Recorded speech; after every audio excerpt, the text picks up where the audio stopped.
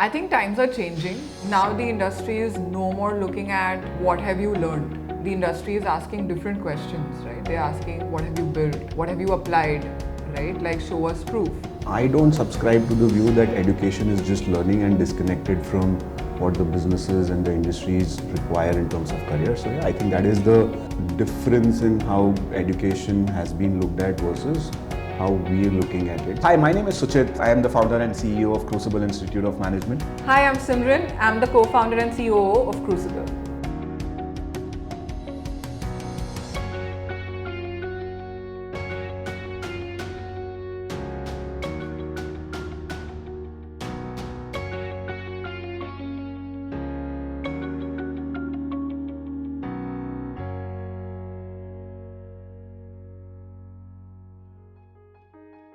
In traditional institutes, the industry is an afterthought. Yep. Yeah. There is a curriculum built which is standardized. 100%. And doing 2 or 3 guest lectures in a term or having one industry visit in a term where students are not even able to ask questions is not a definition of an industry-led curriculum or an industry-first education. Yeah, modern digital-first businesses that are trying to become omni-channel or have already started becoming omni-channel.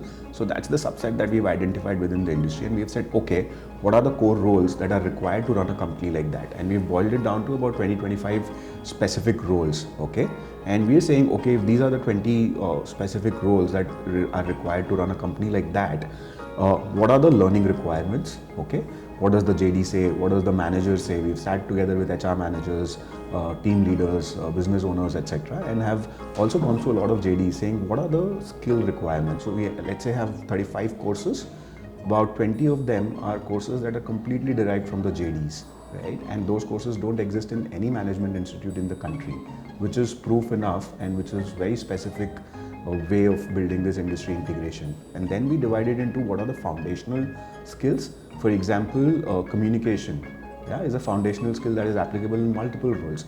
Analytics is a foundational skill that is required in multiple. So some courses are like that, and then some are very specific, role specific. For example, product management, okay, product design, content-led marketing. All of those things, performance marketing, are very role-specific things, but we teach them in a holistic manner so that the student is ready to step into any particular role. But the interesting part of the curriculum is also that while you build learning across all of these roles, because these roles are interconnected in today's business, there's also about 2 terms left towards the end to go deep into the kind of role that they're eventually getting into through their final placement. An interaction that happens on a daily basis, the interaction that you have with your manager, the one that you have with your peers, the one with your subordinates, this day-to-day interaction, we're building it through the managerial communication course. Absolutely. Right? Where we explore different concepts that a young professional faces on a daily life. How do you do expectation setting with your manager? How do you showcase some of the work you've done, right? How do you give feedback to a team member? How do you get feedback from a team member? How do you prepare for a performance appraisal, which is such a defining point in your career journey? Communicate your value, and how do you get value out of different stakeholders from cross-functional teams and get work done? Because these are different aspects that nobody really teaches in a management institute, but this is what you need on a daily basis to get the job done from different people. Yeah, and I think one of the modules that you have in the course is influencing without authority, right? When young talent joins a company, I mean, people say, oh, am I too young and hence people are not listening to me, etc. And in that situation, how do you still get the work done is so important. And I'm just glad that we're building it into a core part of our education and learning process. Right. Even the people who are teaching, are from the industry, who are living this day in and day out in their roles. And they're teaching in such a way as if they would be training a young team member joining their team. Correct. One thing that gets asked often, saying that is an industry practitioner the right educator, which is a great question, because we know that we've addressed it internally at Crucible, and I want to speak about it a bit, right? Because we understand that a practitioner may not be the greatest educator, right? And the problem with the current academicians is that because they don't understand business, they're not the right people to teach. So how do we bridge this gap of having practitioners becoming educators in no time? And that is where what we bring to the table as an institute becomes so critical, because we are saying that even though somebody is great at their job and they're the leaders there, when it comes to building a course, we spend so much time with them. There's a learning template that we have, right? And every faculty member has to create a detailed course outline with us, which includes a lot of instructional elements like what is the pre-read, post-read, what are the amount of activities they will do in class, outside class, number of simulations are predetermined, right? And what are the book references that are there. So all of that, when you see, becomes such comprehensive template in itself. I also want to talk about the 3 key pillars that we keep talking about, saying that is the student able to understand what is being taught by the faculty, right? Are they able to remember after understanding? And then are they able to apply? And this framework, when we give to the faculty members, they're forced to structure the learning in a very systematic manner. And while they may not have done education as a profession because they know their functional depth so well, and this added input from the institute just makes it a very beautiful combination. The way it happens for us is the faculty comes and teaches a course.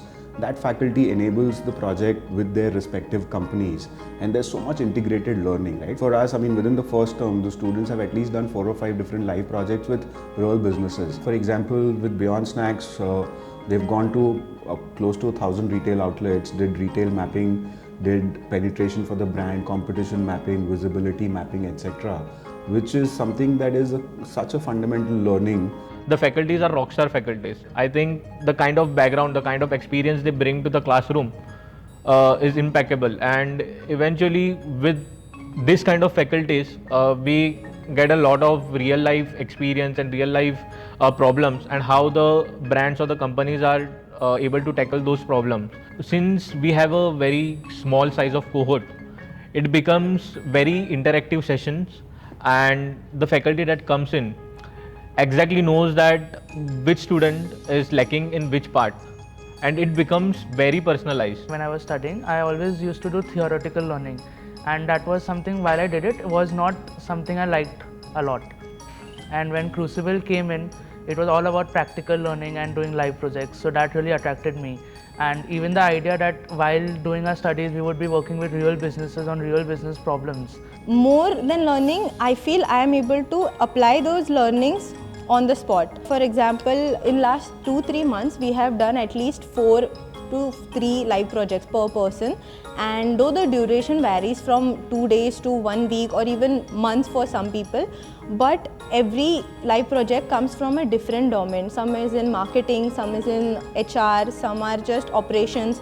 So you get to taste every domain, but at the same time not stick to that fixed domain. The recent project that we worked on was at BJ Sales, where we had to shadow the salesperson, and we had an incredible learning in this 8 days. And another few project was that related to operations, where we did not just learn theory about the operations, but we got an opportunity to be a part of how an actual dark store operates, from getting the orders to loading the orders and delivering the orders. The end-to-end process of the operations was something that we learned. Crucible makes sure that AI is part of every assignment. You are not dependent on AI, but AI should be dependent on you. That is something Crucible makes sure, and it also teaches us how to use AI properly. Not just for getting assignments done, but to use your time efficiently and reduce the cognitive load. Being from a very non-technical background, I was exposed to create an app where we were not only supposed to create an app, but go a step ahead and sell that app. And successfully we were able to sell this app, and the app which we created was for a testing portal that the Crucible Institute of Management itself is using. I personally built an AI app which is Task Lever, which is habit tracking app, and most of the students are using currently as well. In term 1, we had grading, and through our personalized catch-ups that we do with students every month, where the team sits down one-on-one with students and tries and understands how their learning is going. We found out that students were stopping themselves from experimenting and trying to kind of outsource their thinking and learning to AI, because in assignments, certain students with a better AI output would get a better grade, which is a fair point, because it's not always easy to tell what is AI and what is not AI. And we realized that grading is not really enhancing or maximizing student learning, right? Crucible being student centric and always wanting to maximize student learning, we decided to do away with grading as an experiment for term 2 and see how that plays. Yeah, yeah. And I think it's been very interesting because I think learning happens when you're able to experiment and engage with content, right? And engage with the course. The fact that we have taken away that fear of grading allows students to experiment more and go into depth. And collaborate with each other a lot more. Yeah, they they're ask each sharing. other questions. They're learning together versus being competitive unnecessarily. Right. At first, I was very hesitant and doubtful, but then it does not matter. That is what I realized, because in the real world, there will be no grades. It is either to complete or not, to give your best. So talking about why should you consider this Crucible, the first thing is you will be getting practical learning and you will be getting personalized attention. Third thing is the fee.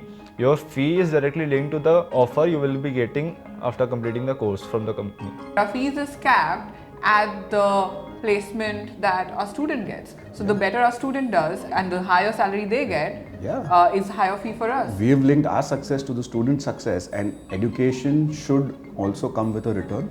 And if the return for you is the right start of your career, and the measurement of right start of a career is also through the right salary, we're saying that our fee is going to be linked to that salary. And I don't think there is any bigger proof that any education institute can claim to have.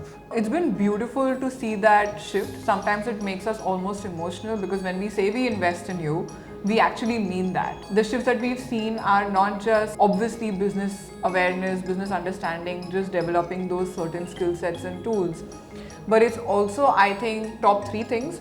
One is just confidence. Yep. Right, the way they carry themselves. The second thing is that the interconnectedness that they've been able to build, where some of them come from family business background, some of them have some work experience, and they're able to not just relate back their learnings to the family business, but are so excited to go back and like implement those learnings that they want to do internships, with their families. And I think the third thing, which makes me super happy, is the kind of questions they're asking now. Right? You know that they are able to critically think, resonate, process, and ask some really intelligent questions, which we probably didn't expect. I was amazed when we were at the Swiggy Instamart dark store, and we were there for 3 hours, and the amount of questions that they had, and such intelligent questions. I completely second that, saying that that is the biggest transformation about the depth and variety of questions they've now started asking to learn on their own.